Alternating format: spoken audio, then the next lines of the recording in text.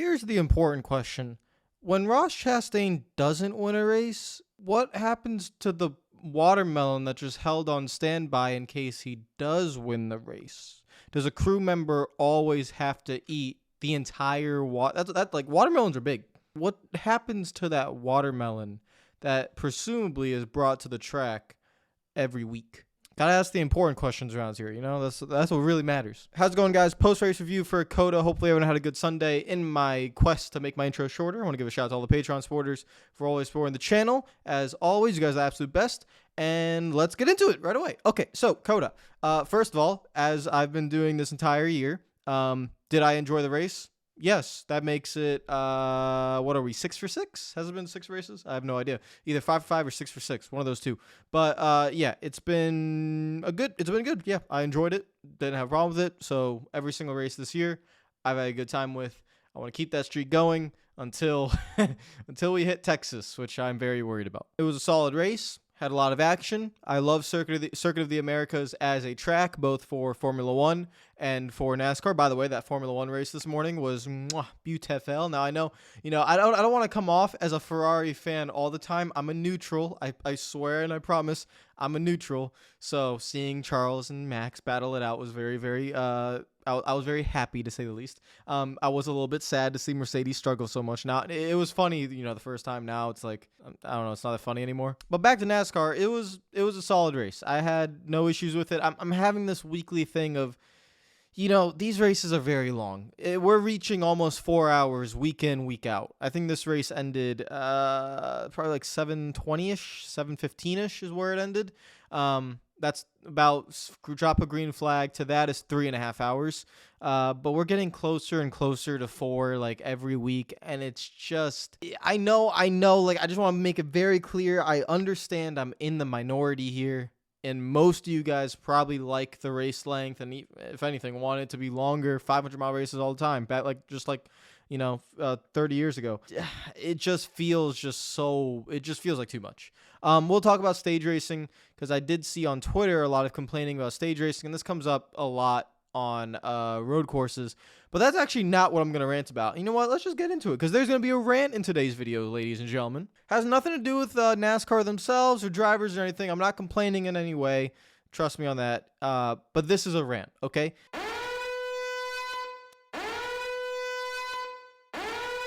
So the fans complain about stage racing in road courses because you have to essentially run a road course differently because of the stages. So you could be running up front, but you can't win the stage because you need to keep your track position. So you then sacrifice the stage win, you sacrifice the points in order to keep your track position. Or you can go ahead and win the stage or get a bunch of stage points, yada, yada, yada. But then you restart like 20th because everyone else who wants track position pits where the caution comes out. They start on the lead lap and, all that stuff. This has been a thing in road course racing for the last however many years. It's not new. We talk about it. It is what it is. To me, it adds more strategy into it. Sometimes I like it. Sometimes I don't. But over the years, I've kind of become okay with it because you do have to make that conscious decision of, do I sacrifice stage points, yada, yada, yada, all that stuff. I don't agree with fans who want to eliminate stage racing and road course racing because, one, you just can't do it because of the championship format. You need stage racing. The argument of removing the cautions, I don't know about that either. I just feel like a lot of fans would get bored because they like restarts and stuff. I'm just saying, if you ran an entire race caution-free, which it wouldn't happen anyways in NASCAR because there's no local yellows. But yeah, first of all, these races are too long to have no cautions. In Formula One, it works because Formula One is an hour and a half. It's 90 minutes. It flows. If you did, no cautions for stages and you just ran for 3 hours, like, it would just be so long, even if a caution never came out. So I don't agree with that. But let's get, and this is where the rant comes in. Crew chiefs. Oh my God. I don't know how, Jesus Christ. Points don't matter right now. So when you run a road course race in the playoffs, that conscious decision of, do I take the points or do I pit and try to put my driver in the best position to win? That matters in the playoffs. But for right now on race, 5 or 6 of the season, for example, Ryan Blaney's crew chief. What in the hell are you? You're not even winning this stage. You're running second and you don't pit. You put Blaney back in 20th, just like Daniel Suarez's crew chief, who wins the stage. Then you put him back in 20th, and he gets a tire cut down, and his day's over. What is the point in race 5 or 6 of the season to care about stage wins and stage point? You're here to win the race. Both crew chiefs for Daniel Suarez and Ryan Blaney deserve to be fined by their owners. That's how idiotic they are, and it's not just them. There were 10 cars that stayed out. Denny Hamlin's crew chief is also an idiot because, excuse me, I don't care if you're 30th in the points or something. You're Denny Hamlin. You're the 11 team. You're supposed to win races and expect to run well. You're worried that in race 6 of the season you don't have enough points? Huh? What? Put your driver in the best situation at the end of stage 2 so he can get the best finish possible. That's what we're doing here. We're not thinking about points. The whole points format doesn't even think about points. So why are you thinking about points? The only point here is to go win races. That's it. If you win a race, you get into the playoffs. There are 16 drivers that get into the playoffs. Points don't matter. If you're not running well enough to get into the playoffs at that time, then you don't deserve to be in the playoffs. You can earn points. I told you this was going to be a rant because it's dumb. We've been doing this for years. And crew chiefs, every time they go to a road course, they'll be like, I'm going to keep, especially the guys that are running 3rd or 4th, I'm going to keep my driver out. I'm not going to pit him. I'm going to put him in a terrible situation, even though it's early on in the he can come back from 25th. What? Well, why would you put your driver back there? Tell him to keep the track position so he can stay up front all day in order to put himself in the best position to win the race. And every single time, these crew chiefs always choose some stupid nonsense. Especially you, Alan Gustafson. You do it too for Chase Elliott's team. He does it more out of anyone. I cannot believe years they just give the argument of, well, you got to get the points. NASCAR literally have made points irrelevant during the regular season, and we're talking about getting points. Rant over. And back to the race. It probably sounds like I hated this race. I loved the race. I'm just that concept of making your driver restart 20th because you wanted points is unbelievable. And it ruined Daniel Suarez's day. It ruined Ryan Blaney's day because for some reason, Blaney's crew chief decided to do it in the first stage and then decided, I'm not going to pit him on the second stage and put him on 25 lap old tires. Why now? That's just some of the worst strategy I've ever seen, honestly. Okay, Jesus Christ. All right. now that I calmed down a little bit, let's talk about there's a lot to talk about. Let's talk about Ross Chastain, actually. He was the winner. Let's show the results right here, as you can see. And while I just completely crapped on Ryan Blaney, yes, he did finish 6th, but Ryan Blaney could have won the race if his crew chief put him up towards the front for the entirety of the race, since he already had the track position. But I'll digress. That's not about that. So let's talk about Ross Chastain. He had to defend the lead multiple times. He lost the lead, got it back. He did everything as aggressively as possible without pissing people off. And that's actually very impressive. The way he got the lead on the final restart through the S's, where he basically lost it, then got it back. He essentially shoved AJ Allmendinger and Reddick out of the way without necessarily shoving them out of the way. He didn't shove them off track, but he was just very aggressive in terms of where he put his car and got towards the front. And then towards the end of the race, it was him and AJ Allmendinger, who, again, AJ Allmendinger did a hell of a race. Shout out to his crew chief. Good job. Starts at the back. And then each stage, make sure he keeps the track position. So by the time stage 2 starts, and you have to, there's no more, could be no more cautions, AJ Allmendinger is restarting in the top 3. Bravo to that crew chief. Thank you very much for knowing how to call the damn race. So I'm so frustrated by that, because I just think fans get the wrong perception that it's not the stage's fault. It's the people making the decisions. Don't blame Daniel Suarez, or don't say it's stage racing's fault that Daniel Suarez ended up restarting 20th. It's not Daniel Suarez, or it's not stage racing's fault. It's Daniel Suarez's crew chief's fault. That's who it is. It's nothing to do with the stage racing. Stage racing's fine. I don't have a problem with it. But back at the end of the race, AJ Allmendinger, Ross Chastain, and somehow, as you see, he finished 2nd. Alex Bowman. I understand he ran well today, but how does he manage to find his way to almost win? To win and almost win these races? I just feel like he has no... Alex Bowman never fought for the lead today. He was running 10th, then he got to 7th, then he got to 5th, then he ran around 5th the majority of the day, but he never battled for the lead until the final lap. He just miraculously shows up. He's like, hey, what's up, guys? I'm here. And he almost won it. But AJ Allmendinger gave a tap to Chastain to get him out of the way. And with the amount of slow speed corners around here, you knew there was going to be some beating and banging.